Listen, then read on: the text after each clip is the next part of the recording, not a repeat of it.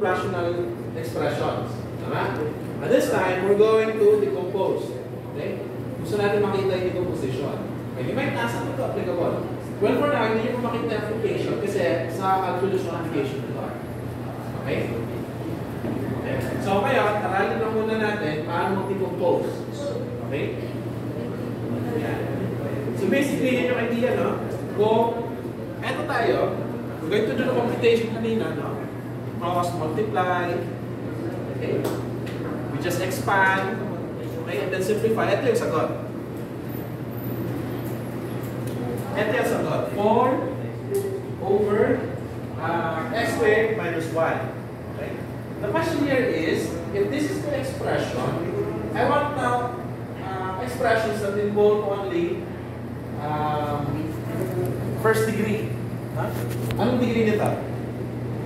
2. Now, I want an expression that has degree 1 only. Okay? So, ito yung hinahanap ng expression. Degree 1, tama? Degree 1 din. Okay? Now, there's a purpose bakit degree 1 to. As I've said, yun na muna yun sa calculus. No? So, pag-aralan muna natin. So, this one, we want to express this. Okay? Basically, yan yung idea. Okay? So, how do we do that? Well, this is the most basic structure, no? So if this is the structure of your given value, we want to know now how to write this one in this form. Okay? Ax plus b nandito, at 2cx plus b nandyan. Ang hindi mo lang alam is ano itong a, ano itong b. Okay? So let's try. How do we decompose this one? Take note. Anong degree ng numerator? Degree ng denominator? 1. It's 2. Okay? Partial fraction is best applied pag yung degree ng denominator is less than the numerator is less than the denominator. Okay? Yeah. So how do we find now the partial fraction? Meaning, ano yan? Dapat yung itsura niya is something like 2x plus 1 and something like siguro plus or maybe minus, depending on yung sign ng reason. X minus 1. Okay, ano yung numbers dito? 8 or something. Okay. And, so how do we do that? What nangyayari is, we're going to assume na ito yung itsura na A and B. So the question here is, ano yung values ng A at B? Okay? So paano yan? First is, you multiply both sides of the equations by the LCM ng mga denominator. Okay? Yan. So, ano mangyayari pag multiply natin? Ito yung lalabas. 3x times equals 8 times x minus 1 plus b times 2x plus 1. Okay. Ito na yung tandaan nyo, no? Ito na yung tandaan. Di ba hinahanap natin yung values ng A and B? Okay, let's say I want to know what's the value of A. Okay, let's say I want to know what's the value of A. So, if I want to know the value of A, how can I make the other terms vanish? Okay. Anong pwede kong gawin para ito maging 0? In other words, anong pwede kong i-substitute sa x para ito maging 0? Negative 1/2. So, pag nawala na itong term na ito, matitira A, I can solve now for A. Do you get the idea? Okay, so we substitute so there. Huwag na muna yan. Huwag na approach.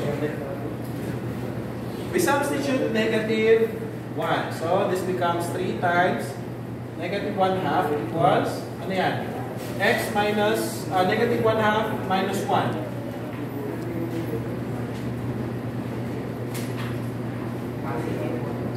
X times negative 1/2 minus 1 plus b times 2 times negative 1/2 plus 1.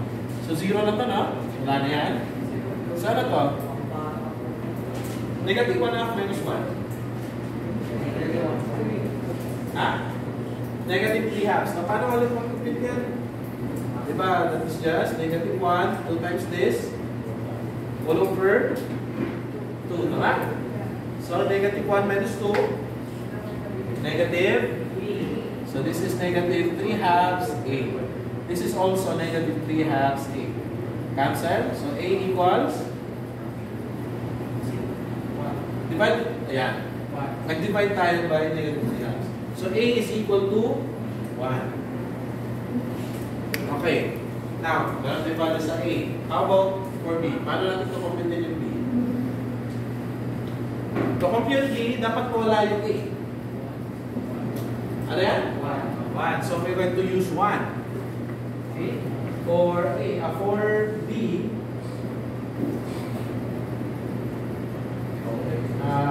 let X equals 1. Then, 3 times 1 equals A times 1 minus 1 plus 3 times 2 times 1 plus 1. This is just 3.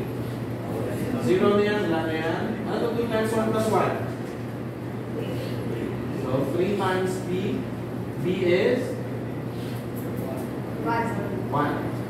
So the answer is 1. So this one can be expressed as, ano yung A? 1 over 2x plus 1 plus B is 1 over x minus 1. So essentially yan lang. Okay, hindi ko na muna i-continue kasi meron pang isang approach. Different dito. But again, ganun pa rin. Same pa rin. We're going to solve for the values of A and B. Okay?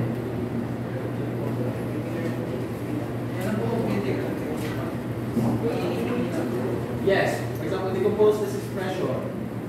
Yeah. Sa kaya, hindi ka alam.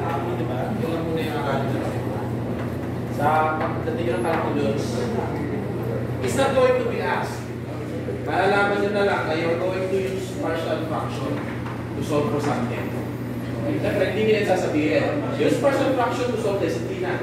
Solve this problem. Then you're going to identify na. I have to do this partial fraction, and do this, and do this.